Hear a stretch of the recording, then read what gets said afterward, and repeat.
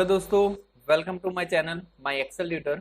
दोस्तों, आज हम इस वीडियो में एक्सेल का most important function indirect function के बारे में हम बात करेंगे। इनडायरेक्ट फंक्शन जो कि एक टेक्स्ट की जो वैल्यू होगी उसको एक रेफरेंस में कन्वर्ट करके उसका कोरस्पॉन्डिंग रिजल्ट आपके सामने देगा।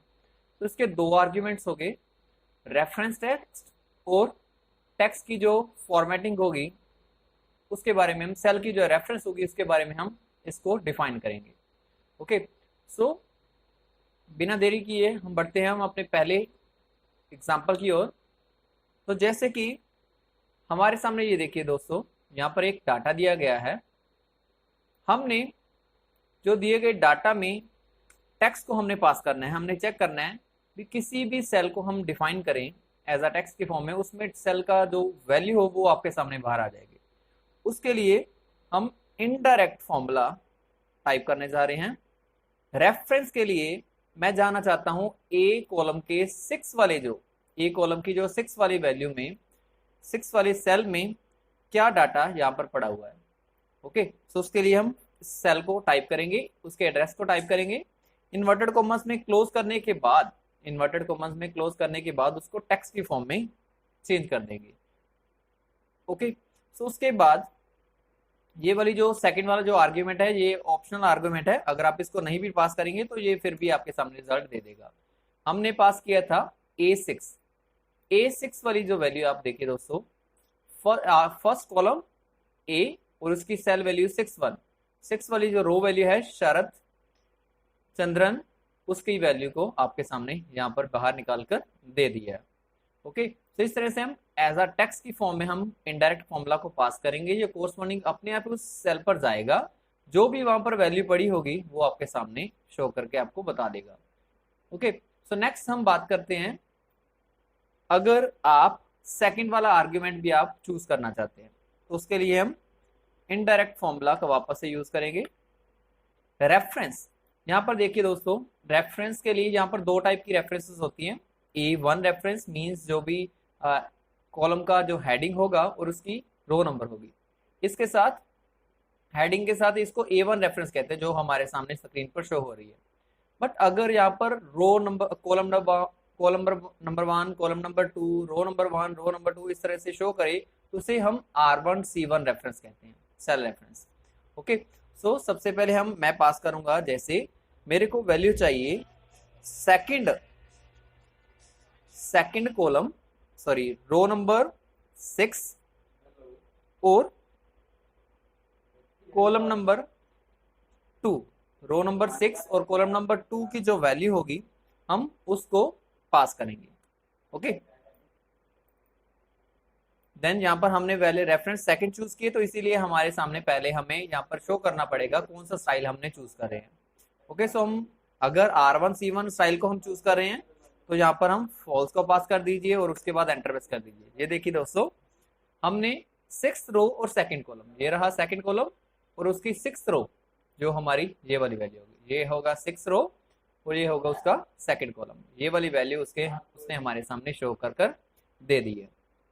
ओके, सो इस तरह से हम इनडायरेक्ट फॉर्मूला को रेफरेंस के स्टाइल को बताते हुए किसी रो नंबर और कॉलम नंबर के साथ हम इजिली बता सकते हैं, इजिली हम उसकी सेल वैल्यू को रीड आउट कर सकते हैं।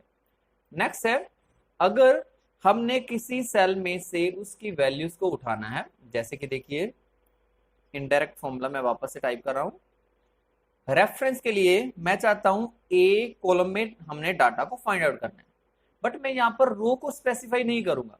रो को स्पेसिफाई मींस मैं यहाँ पर ये स्पेसिफाई नहीं करूंगा मेरे को 5वीं रो ही चाहिए, मेरे को 6 वाली रो ही चाहिए, मेरे को 7th वाली रो ही चाहिए, मैं यहाँ पर ये स्पेसिफाई नहीं करूंगा।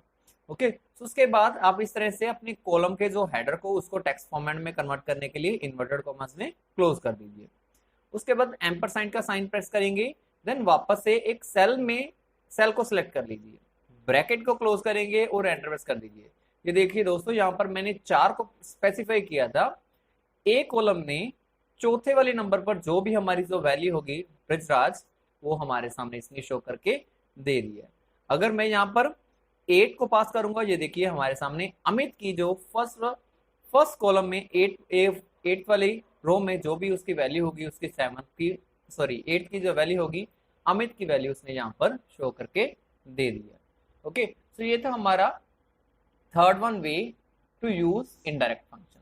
ओके, आप किसी भी सेल रेफरेंस को आप सेल में डिफाइन कर दे, जैसे कि मैं यहाँ पर कर रहा हूँ equal to indirect formula cell reference के लिए मैं यहाँ पर इस वाले सेल को पास कर दूंगा, ब्रैकेट को क्लोज कर देंगे, उसके बाद ओके प्रेस कर दीजिए। ये देखिए मैंने यहाँ पर A8 को स्पेसिफाई किया था एज अ टेक्स्ट की फॉर्म में, इसने रीड किया।